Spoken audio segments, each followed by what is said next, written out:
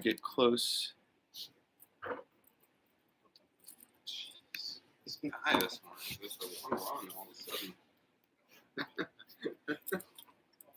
All feisty.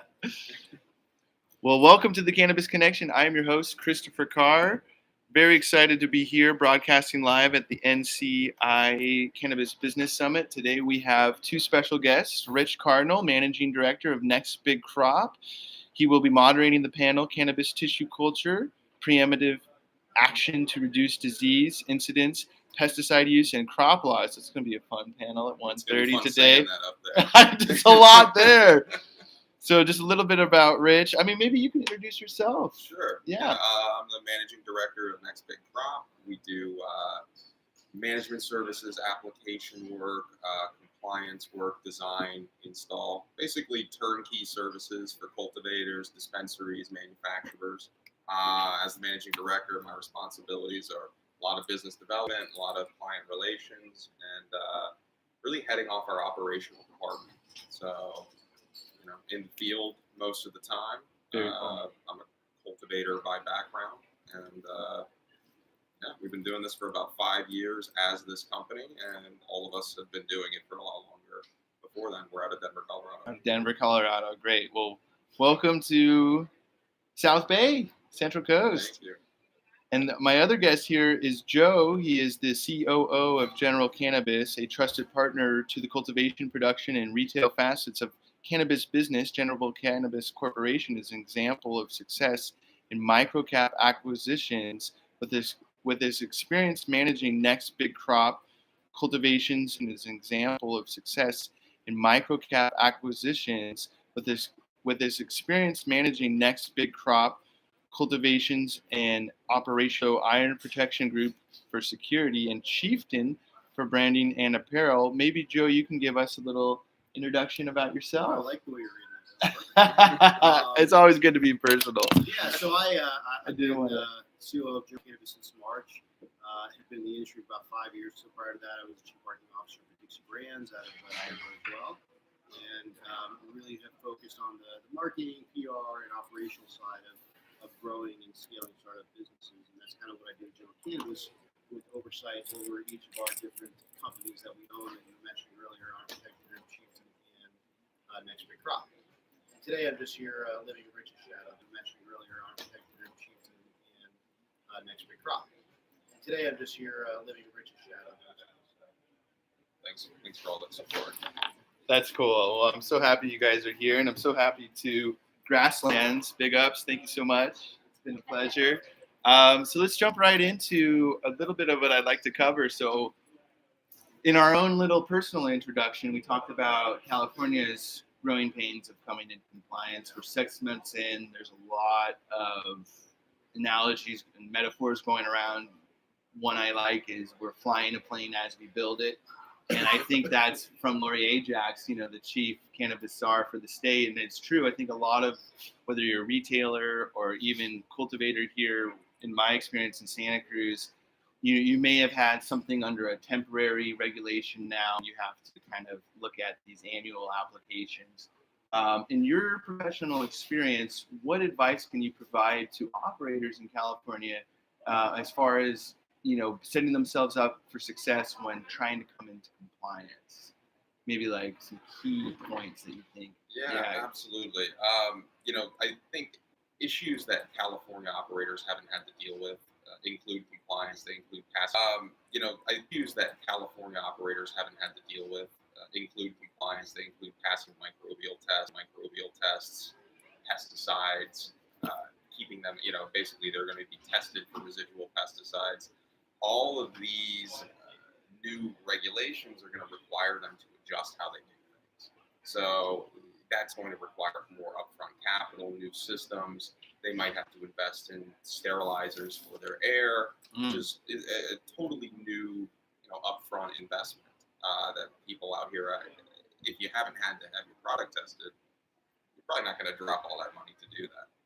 Same thing, compliance audits, third-party assessments of your compliance is a great suggestion I would make. Having an internal person operate your compliance department is excellent, but having somebody kind of run some checks and balances on that person is also great because, a lot of people aren't hiring attorneys to interpret these regs. They're moving constantly, and so are the interpretations of the regs. So having somebody who can provide that support is excellent. Very nice. Any advice, Joe, as far as maybe just the business side too of, what are the next actions for someone that maybe was focused on just farming? Now they have to kind of build out a team to, track and trace, keep better books, think about insurance and things of that nature. Sure. Yeah. And, I think that the best advice I can provide is be patient. Truly it sounds so simplistic, but a big piece of this is patience. But in terms of the changes they have to make to their business, and Rich kind of alluded to this before we talked about capital, it's unfortunate. And so what I'm about to say, I realize it comes off in a kind of a negative light, but the truth is you have to now have the capital to be able to fund the right people for the right positions and the additional capex for equipment and all that important stuff. It's critical. And so I think where people really run into problems is when they figure that they're just going to limp along, and then at some point, all things are going to click in, and everything's going to start running the way it's supposed to run. It is not going to happen that way. It just isn't. And unfortunately, that means that you kind of have to be thinking about a year from now or 2 years from now, and making sure you have enough money to get to that point now, and making sure you have enough money to get to that point. So.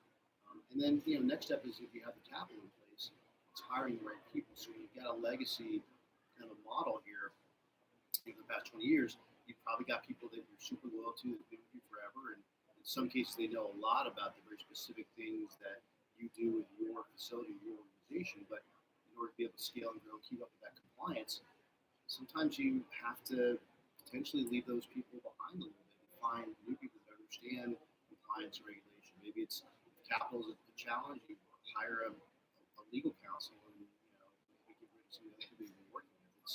It's a brutal way to put it, but I think that's part of the maturing of the industry. Yeah, it makes a lot of sense for those raising capital.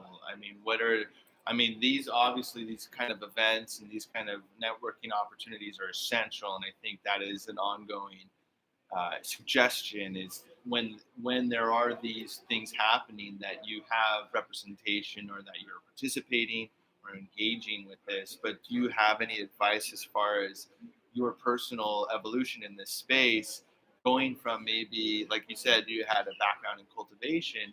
How did you branch out and connect the dots in your evolution and professionally? to get to some sort of scale? That's right, exactly.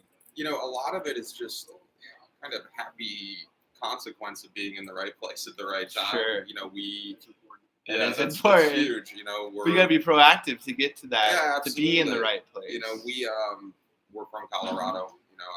Colorado's been regulated for some time now. I happen to be a part of putting together one of the first dispensaries and cultivation operations in Boulder, Colorado.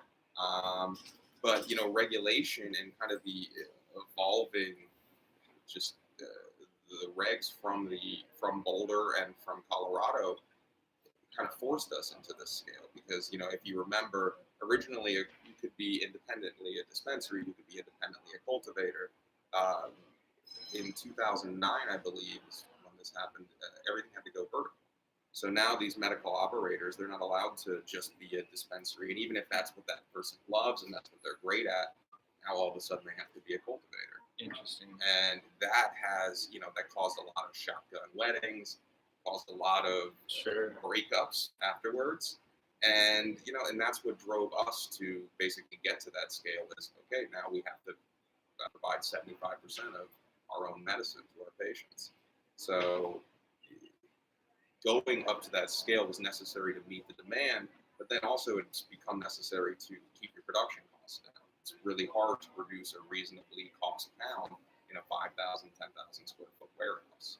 So getting to a more efficient and more purpose-built facility was necessary to compete. So the natural next step was a greenhouse.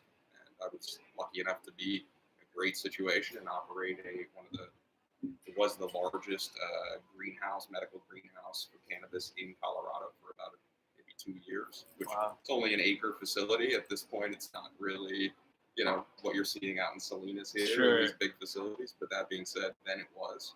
And that was huge then because we were able to produce for just about half the cost of everybody else. So that being in those situations and just kind of being the person who was there has always kind of gotten us to the next situation where someone's like, oh, wow, we saw this great greenhouse you built. Let's build one twice the size. But every time we go to do a new one, everything changes. The Cannabis is a hub of connectivity. I like to talk about the currency of connectivity in this industry as it relates to the idea that you can cut your speed to market, cost to market, and really benefit your business by knowing the right people in the right place. Right? So at the beginning of any industry, when there's so much evolution going on, there are shady characters, there's people who position themselves as having a certain amount of experience and don't. Right? And if you had a resource that you knew that, okay, every time I engage with these guys, they're going to lead me to something that's going to help me get to market better and faster. That to me is really valuable. So it's not a financial, necessarily a financial engagement. Sometimes it's simply somebody that can connect you with the right people, so that you trust that they're the right people to get done the job. Relationships. Yeah. So it's critically important right now, particularly in this industry. That's been the story of my development in cannabis 25 years ago. I'm not an activist. I'm not. Sure. I came into this industry because I believed in legalization. I believed in kind of some things going on, but I also thought it from a marketing and business development standpoint. So that's kind of Agreed. I think that's across the board in a lot of professional experience. Let's go a little deeper there. I like that segue of why this space specifically. I know you have a lot of great experience in a lot of great other professional fields, but why cannabis and what is the draw here, and what is the major opportunity thinking big picture as far as what we can create in this kind of fluid time? Like you said, it's still being formed and shaped. Well, for me, it came on the marketing side. So I was partner in that agency. This was 2010. Dixie came to us and wanted some help with logo and some brand marketing. So I just found it fascinating. Right? So Yeah, the work, stimulating. the logo actually the Dixie Cats currently. I just really found it very interesting. But as I really began we did some research for Dixie at the time to understand the medical consumer and where the market was heading. This was before legalization was voted on and before. So it was interesting to see the types of consumers, and I began to realize this whole idea of medical consumer, direct consumer, those are regulatory designations in my mind. It's really just people using the plant for certain reasons. Then I layered that on top of the fact that I began to really comprehend the social impact, the societal impact of less incarceration of young men of color, changing of our medical system potentially. All of those huge social impacts. That's what interests and fascinates me. And I talk a lot about the fact that if this was to move forward in the way that we all will, it's going to be massive societal change on a scale that I've never seen or been involved. Yeah, agreed. It's a very special moment in history. It's kind of like scooters ending up on all the sidewalks all of a sudden.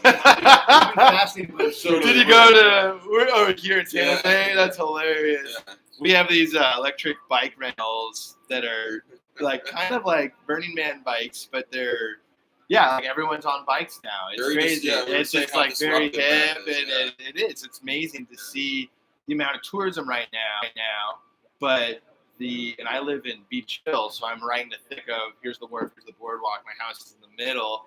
But now it's kind of cool to see instead of waves of cars, there's still a lot of cars, but there's waves of bikes. Well, and think how quick and massive that kind of a change is. And it was overnight. Fuel consumption, pollution, all those things that impacts. I think there are some definite parallels there, right? Sure. And we were commenting on the fact that last night they launched B-Cycle in Colorado a couple of years ago. And that was super cutting edge. The fact you could go to a rental station, pull a bike off the rack, and rent it now. Sure. That's obsolete, right? Because now these bikes are everywhere. You can just pick them up wherever. That's right. Hop on them. So within the period of 2-3 years, what was cutting edge is already now old, and now it's basically Napster. Yeah, it's crazy. That's a killer. Well, that's a great segue. I mean, Rich, you mentioned technology. You mentioned keeping low overhead low and kind of adapting and evolving with the times. What distributor or disruptors in cannabis tech do you see as? I mean, there's the tech side, but I want to stay rooted in cultivation a bit too, Yeah, and absolutely. manufacturing. I'd say the biggest disruptor has been